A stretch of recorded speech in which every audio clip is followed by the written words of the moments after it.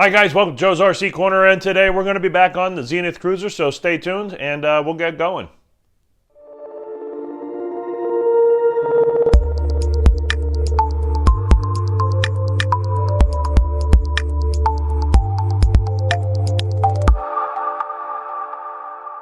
Hey guys, before we get started working on the Zenith Cruzer, I did want to let you guys know that I do have some new t-shirts available on my Teespring store, so if you're interested in helping support the channel, please go ahead and visit the Teespring store.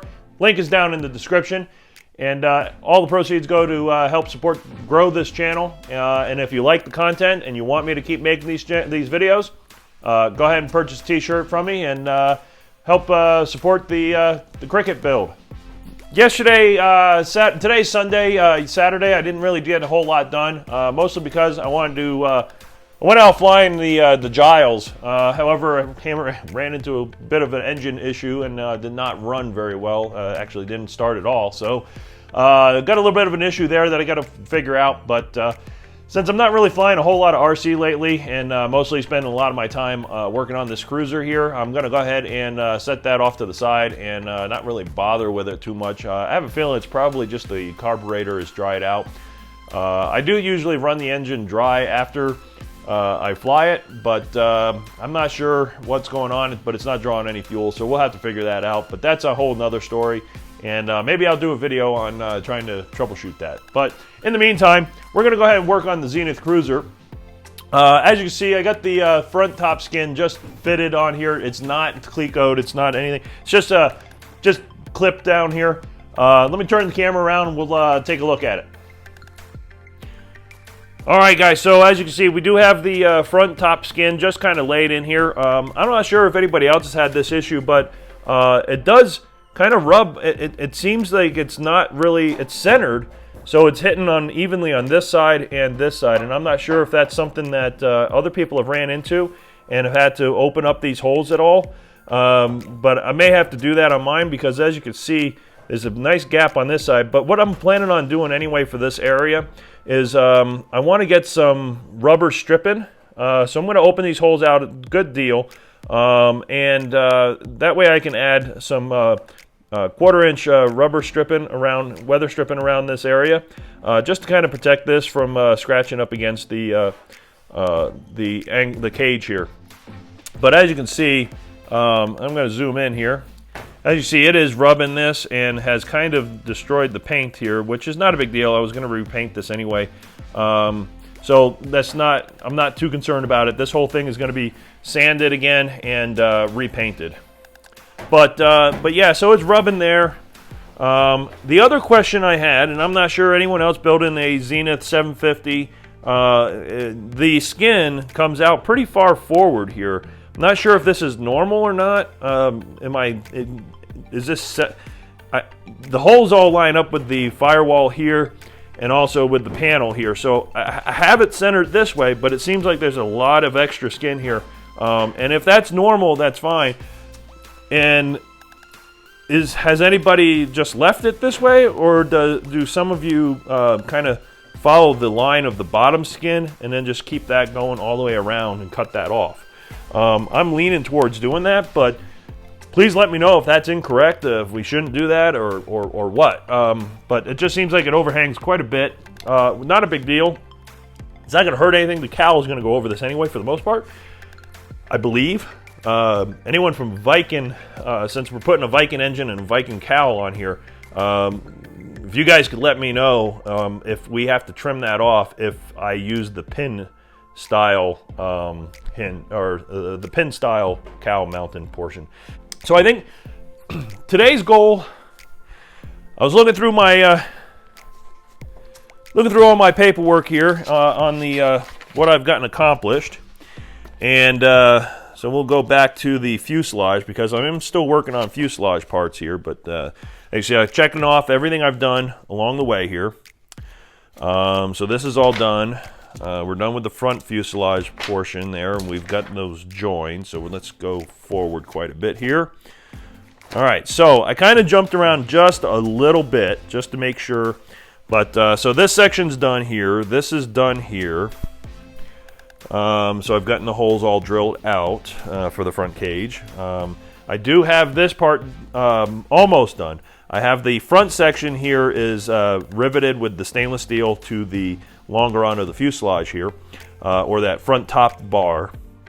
But I have not, I've only drilled the holes here. I have not riveted that yet because I want to be able to take the this whole cage needs to come off because it needs to be repainted, number one. Number two, I want that out of the way while I paint inside of here.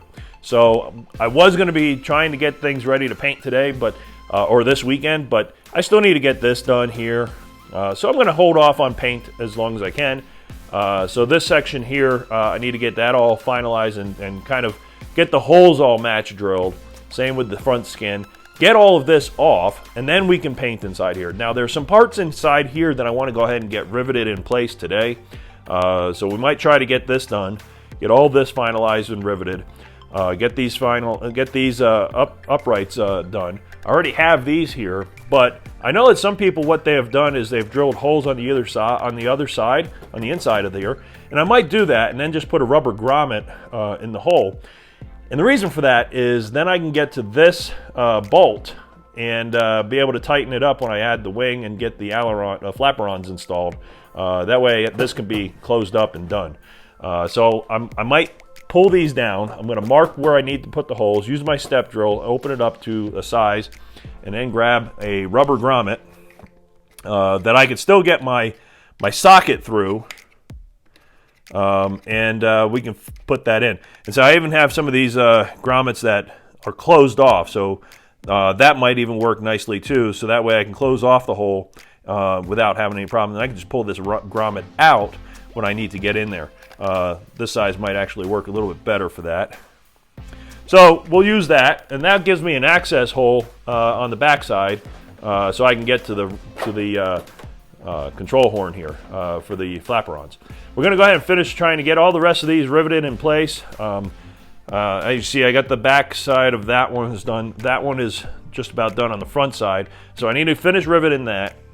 I want to finish getting this area in here riveted. Sorry for the lighting, guys. Try to get the rest of this all riveted in place. So that way, once I get this riveted, that's really the only part that's keeping me from closing up this back section here, is being able to do this. So I might go ahead and pull the back panel off, which is the front one over here. Pull that out and get that drilled out and make sure I can get a socket in there, and we'll be good to go. Let's see. All right, so that's what we're going to be working on for today on the Cruzer. So thanks for joining, and let's get back to work, guys. Okay, guys, so we're done for the day. We went ahead and we got a lot done. So I'm going to go ahead and turn that camera around, and I'm going to show you guys what we've gotten accomplished for today, this weekend, and then next weekend, give you a little bit of an insight of what we're going to work on next week to get this thing prepped up for interior paint. So let me turn the camera around and let's take a look. All right, guys, so we got a pretty good chunk done today. As you can see, we now have the front skin clecoed in place. I do still need to make the stiffeners that go across from the front to the back.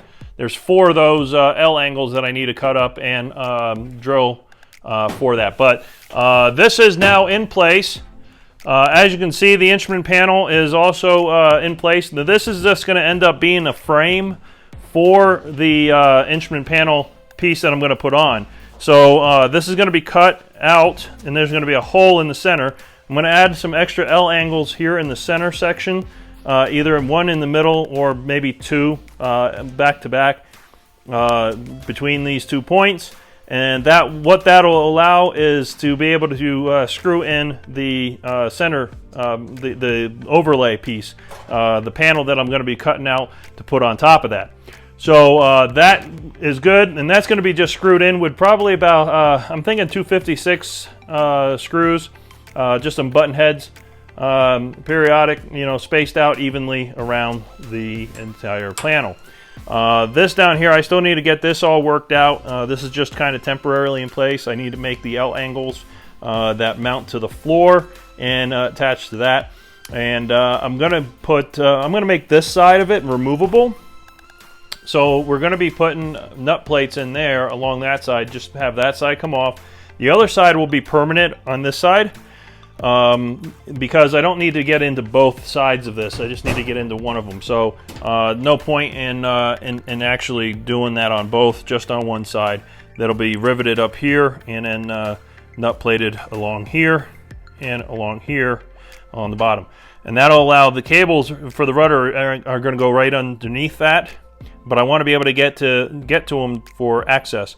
While we're doing nut plates on that, we're going to go ahead and nut plate this. And I believe I'm thinking about nut plating this as well. I'm not positive yet, but that's what I'm leaning towards. That way, because I kind of like being able to take this whole panel off and having access to everything underneath that center section. So that's going to look nice.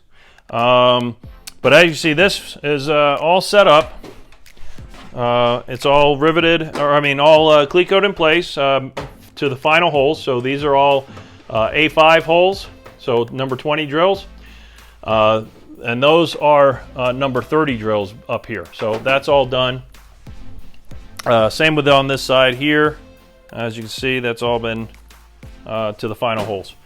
The other thing we did is I went ahead and finished up all the riveting along here and down here. So this box now for the flaperon is closed up, but I do already have the control horn, the controls push rods are already installed. Now, I know that I'm going to have to get a nut onto this, or a socket onto this, so I can tighten this nut once I get the flaperons on. Since I don't have the wings, I wanted to still be able to close this area up. So, to accomplish that, what I ended up doing, and I'm going to flip around over to this side so you can see. See if we can get a light over there a little better. There we go. So, as you can see, I have a little solid rubber grommet here, and I have that on both sides, and the hole is big enough to get a socket wrench in right there, and then this will clean that up nicely and still have the ability to make that finish this up that way. And then all the final adjustments are down underneath on the torque rod, so for heights and lengths and so on. We also went ahead and finished riveting all of this in the back, down here, and of course this side, which is out on the outside. So that is all done. So this is going to be it for the day. Did some final rivets that I missed on the bottom that I needed to get taken care of. And up here, as you can see, there is clearance, but not much. So I'm going to draw a line with a Sharpie along there. And when I pull all this off, I'm going to go ahead and grind that back to that line, so I have a little bit of space similar to this side. So, and as you can see on this as well. So that's the plan, guys. That's all we have. All right, guys, so that's all we have for the day. Make sure you hit that subscribe button. Don't forget to hit the bell so that way you get notified when the next video is posted. And we will be doing some more work on this next week, so make sure you stay tuned, and we'll see you on the next video. Oh, and one more thing, guys. Like I said in the beginning of the video, if you want to help support the channel, go ahead and make sure you visit the Teespring store that I have linked down below. Have some new t-shirts with the cricket on there. The artwork for the t-shirts was done by Garber Designs. Link will be in the description. Go ahead and visit his website. If you're building a plane, RC plane, anything for that matter, he's even done cars, tractors, and so on. Go ahead and visit his channel or his website, and also visit his Facebook page. He's got some great designs on there for some Zeniths. Make sure you visit, and if you want him to do some work, go ahead and reach out to him, guys, because he's a really good guy, makes a really good artwork, so make sure you check him out. And also, there's a couple other builds that I'm going to go ahead and, on the end of this video, I'm going to post some of the some channels there from some of the other guys building some really nice airplanes. We got Scott that's building a Cruzer down in New Zealand, I believe. And we also got Aeroworks. Adam's building a Super Duty, so check him out. And also Mark Check out Mark's channel, Plane Enthusiast. He's building a Super Duty right now, but he has the most gorgeous, absolutely gorgeous Blue Angel cruiser. So check out his channel as well. I'll go ahead and I'll put some other channels up along the, every video. I'm going to start shouting out some other guys that have been influential in regards to me building this airplane and also in the RC world. So make sure you check those channels out as I post them in the future videos. So without further ado, guys, stay safe, and I'll see you on the next video. Bye now.